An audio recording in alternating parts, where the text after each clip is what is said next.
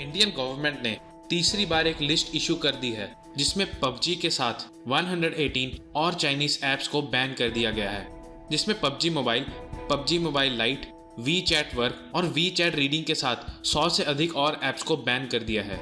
PUBG mobile और बाकी 118 apps को जिसे गवर्नमेंट ने बैन किया है आप स्क्रीन पे देख पा रहे होंगे। Ministry of electronics and information technology ने इसके पीछे का रीजन बताया और कहा कि उन्हें बहुत सी कंप्लेंट्स मिल रही थी कि iOS और एंड्रॉयड प्लेटफॉर्म्स पर बहुत सारी ऐप्स यूजर डाटा का मिसमैनेजमेंट और मिसयूज कर रही है। और इसी के साथ मिनिस्ट्री ने एक स्टेटमेंट में कहा कि the compilation of this data, its mining and profiling by elements hostile to national security and defence of India. मतलब ये जो कंपनीज डाटा इकट्ठा कर रही हैं इंडियंस का, उनकी माइनिंग करती हैं, मतलब उनका डाटा एक जगह कलेक्ट करके उसे मैनिपुलेट करती है और उसका मिसयूज करती है अपने बेनिफिट के लिए।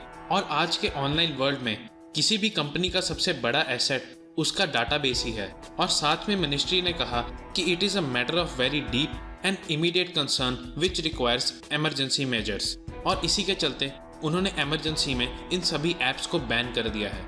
ये भारत सरकार ने तीसरी बार चाइनीज ऐप्स पर बैन लगाया है। सबसे पहले चाइनीज ऐप्स की बैन की लिस्ट जून में निकाली गई थी, जिसमें टिकटॉक के साथ 58 अदर ऐप्स को बैन कर दिया गया था। फिर जुलाई में 47 और ऐप्स को बैन किया गया और अब 118 ऐप्स 2 सितंबर को बैन कर दी गई। इस बैन का रिएक्शन काफ़ी अलग अलग आ रहा है। जिस तरह टिकटॉक के बैन से काफ़ी लोग बेरोजगार हुए थे, उसी तरह पबजी के बैन को भी देखा जा रहा है। जो यूट्यूबर्स गेमिंग के नाम पर पबजी स्ट्रीम करते थे वो अब क्या करेंगे, ये देखने वाली बात होगी।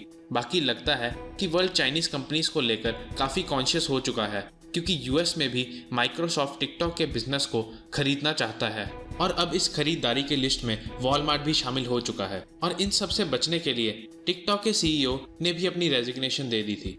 आईपीएल की भी बात करें तो पिछले कुछ सालों से उसे चाइनीज कंपनी वीवो ही स्पॉन्सर कर रही थी, लेकिन इस साल इंडिया चाइना बॉर्डर टेंशंस के चलते हुए वीवो ने इंडियन प्रीमियर लीग के साथ साथ इंडियन प्रो कबड्डी लीग और एक और बड़ी लीग से बैकआउट कर लिया है और वीवो की जगह अब ड्रीम 11 ने ले ली है।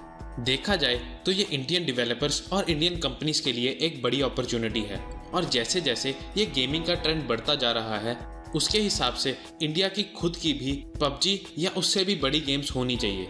और रिसेंटली इंडिया चाइना की बॉर्डर टेंशंस ईस्टर्न लद्दाख में फिर से बढ़ने लगी हैं, जिसके बारे में हमारे आर्मी स्पोक्स पर्सन ने प्रेस कॉन्फ्रेंस में जिक्र किया था। तो चाइना से लड़ने के लिए बॉर्डर पर हमारे सिपाही तो हैं, लेकिन एज एन इंडियन सिटीजन हमें भी अपना रोल बखूबी निभाना है।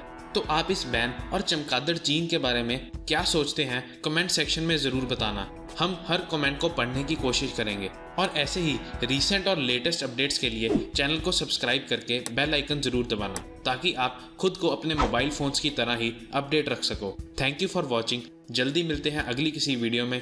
Till then take care.